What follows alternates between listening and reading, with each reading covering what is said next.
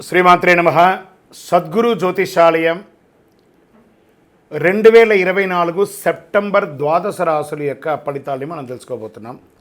ఈ నెల గ్రహాల యొక్క కదలిక ఎలా ఉంది అంటే సెప్టెంబర్ నెలలో రవి బుధుడు శుక్రగ్రహాలు రాశులు మారడం జరుగుతుంది. రవి కన్యారాశిలోను, బుధుడు సింహరాశిలోను, శుక్రుడు తులారాశిలోను సంచారం ప్రారంభించేస్తున్నారు. దీని ద్వారా ద్వాదశ రాశులకి ఎలా ఉండబోతుందో ఒక్కొక్క రాశిగా మనం విశ్లేషించుకుందాం.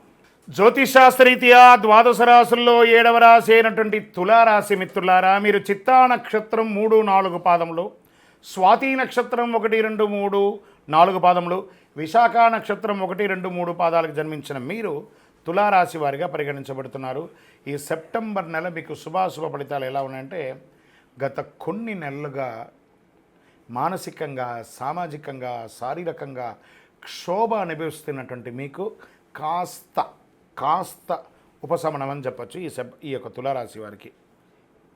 బుధుడు 10వ ఇంటికి, 5వ ఇంట్లోని శని తిరోగమనంలో, 11వ ఇంట్లో సూర్యుడు, కుజుడి నెల మొత్తం 9వ ఇంట్లో, 12వ ఇంట్లో రాహు మరియు కేతువు, బృహస్పతి 8వ ఇంట్లో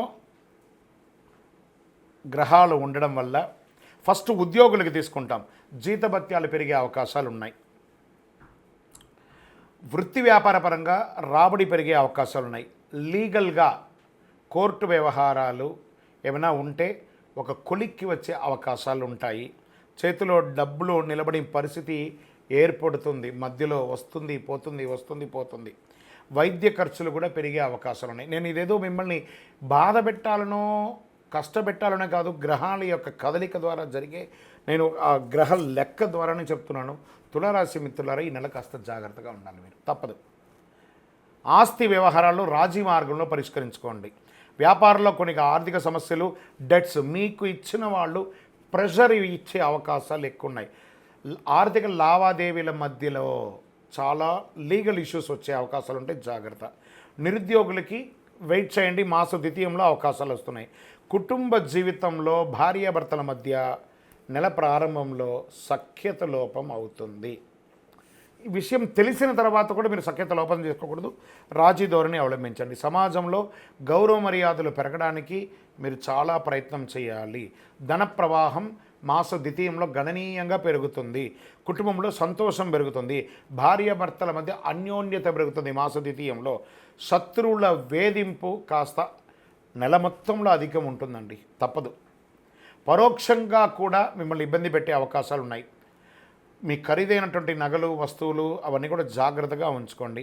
ఇంట్లో వస్తువులు దొంగలించబడే అవకాశాలు ఉన్నాయి. కార్యాలయంలో ఉద్యోగం చేసే చోట కాస్త అపశృతి వచ్చే అవకాశాలు ఉన్నాయి.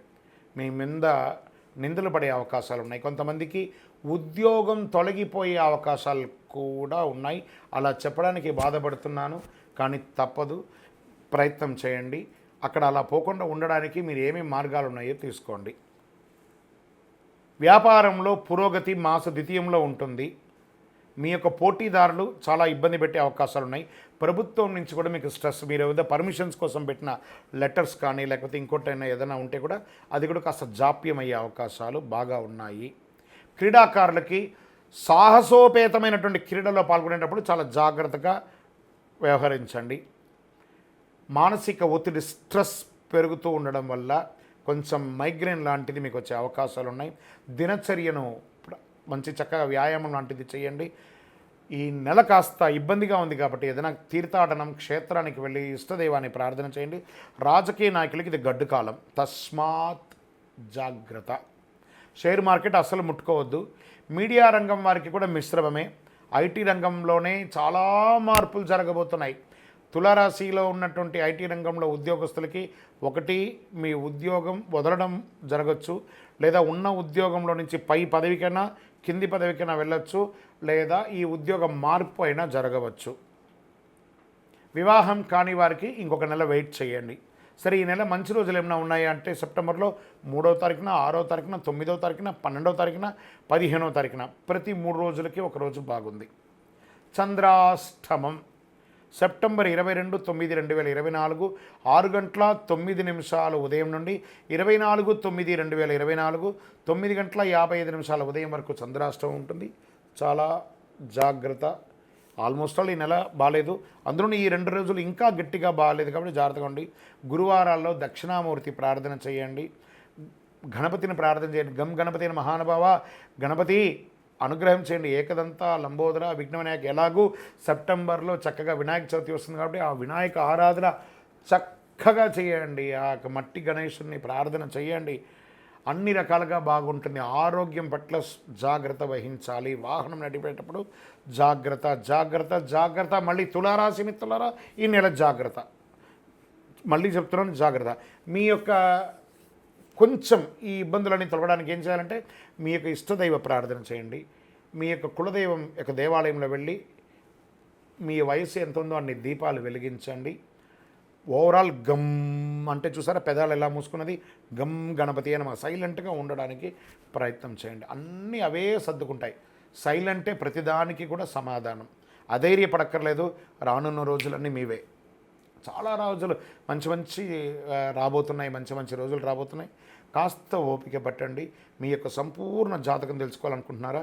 మీ పరిసర ప్రాంతాల్లో ఉన్నటువంటి జ్యోతిషాస్త్ర నిపుణులను సంప్రదించండి. లేదా మా ద్వారా తెలుసుకోవాలనుకుంటున్నారా?